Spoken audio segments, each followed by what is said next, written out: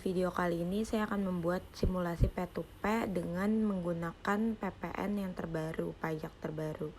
Pertama, kita klik modul accounting, lalu pilih configuration. Nah, pilih text. Nah, setelah itu di sini saya sudah membuat pajaknya itu yaitu 11%. Di sini saya coba klik. Nah, di sini itu yang harus kalian isi ketika kalian membuat pajak baru ini yaitu tax name-nya, mau pajak apa, terus tag tipenya, ada purchase, ada sale, sama akunnya. Nah, setelah itu kalian bisa klik save kalau sudah selesai. Nah, maka ini pajak ini sudah bisa kita gunakan nanti pada saat simulasinya. Lalu selanjutnya kita juga perlu membuat user sebelum memasuki simulasinya. Di sini kita masuk ke setting, terus manage user. Nah, di sini kita klik manage user. Nah, di sini aku sudah bikin ada 3 user. Yang pertama itu ada accounting user. Accounting user ini dia ada sales administration, purchase administration, dan accounting advisor. Lalu ada purchase user atau PURI.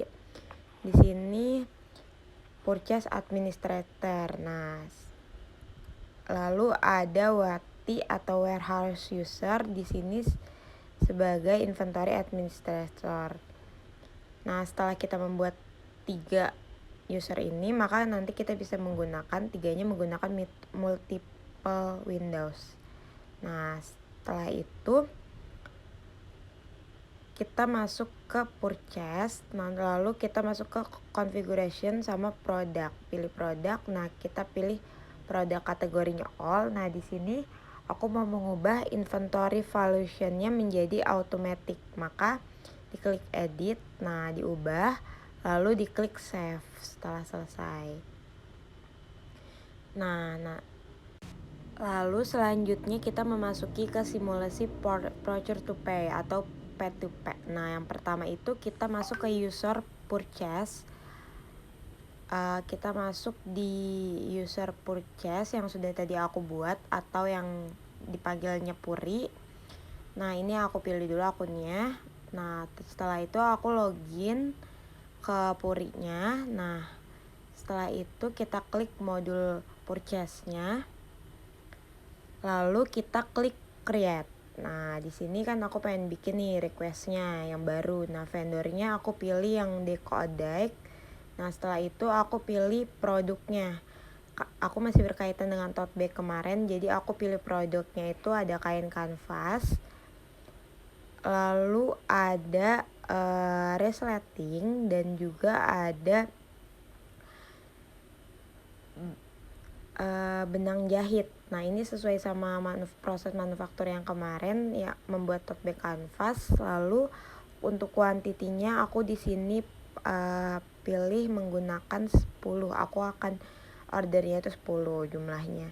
Karena untuk stok ya, sebagai stok. Nah, di sini yang paling penting setelah tadi kita ubah, maka di sini teksnya itu akan ada pilihan 11%. Jadi kita harus mengganti teks yang biasanya digunakan 10% menjadi 11%. Jadi kita pakai nih satu-satu, di satu-satu produknya itu kita ubah menjadi 11%. Karena nanti teks ini akan ngaruh juga kepada amount-nya. Jadi jangan sampai teman-teman salah menggunakan teksnya. Jadi memang harus sesuai dengan ketentuannya. Karena di sini aku menggunakan tarif terbaru yaitu 11%, maka aku ganti menjadi 11% gitu. Jadi aku ubah dulu ya teman-teman.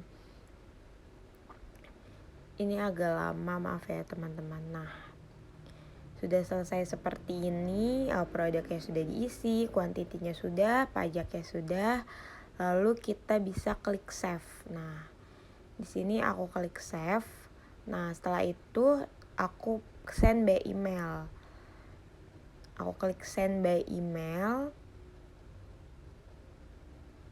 Nah, udah muncul template seperti ini. Itu kita biarin aja, kita langsung aja klik send.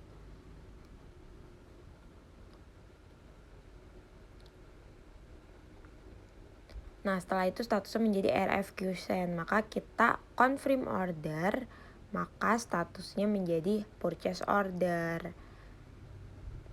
Nah, kalau statusnya sudah menjadi purchase order seperti ini, kita harus memasuki user yang kedua, yaitu warehouse user atau WATI.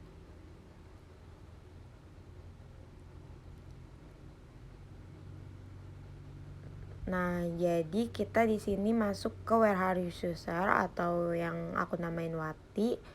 Di sini kita klik inventory.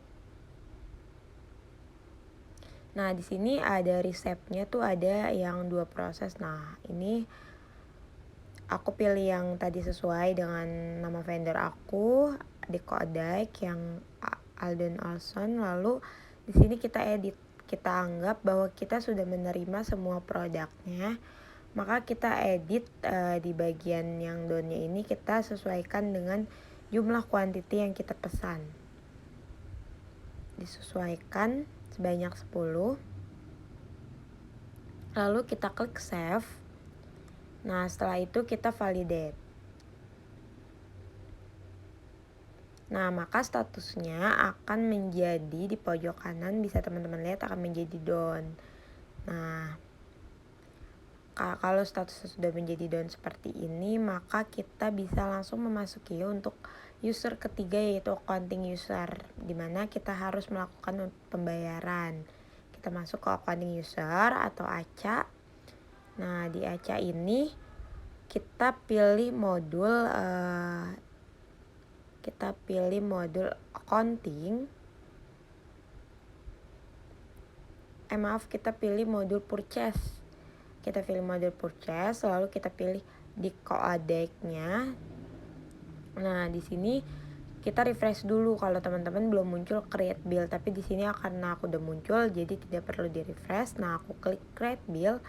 Di sini vendor billnya masih draft kan, jadi bill date-nya aku sesuaikan dengan tanggal accounting date-nya. Nah, setelah itu kita klik save, lalu klik confirm. Nah, setelah itu kita register payment, kita melakukan pembayaran. Di sini untuk jurnal masih tetap bank, lalu amount-nya tidak perlu diubah karena sudah otomatis. Lalu kita pilih amount. Nah, maka statusnya akan menjadi paid, yaitu berarti bahwa bill ini sudah dibayarkan. Mungkin itu saja yang bisa dapat saya jelaskan. Semoga dapat mudah dipahami dan bermanfaat. Kurang lebihnya mohon maaf. Wassalamualaikum warahmatullahi wabarakatuh.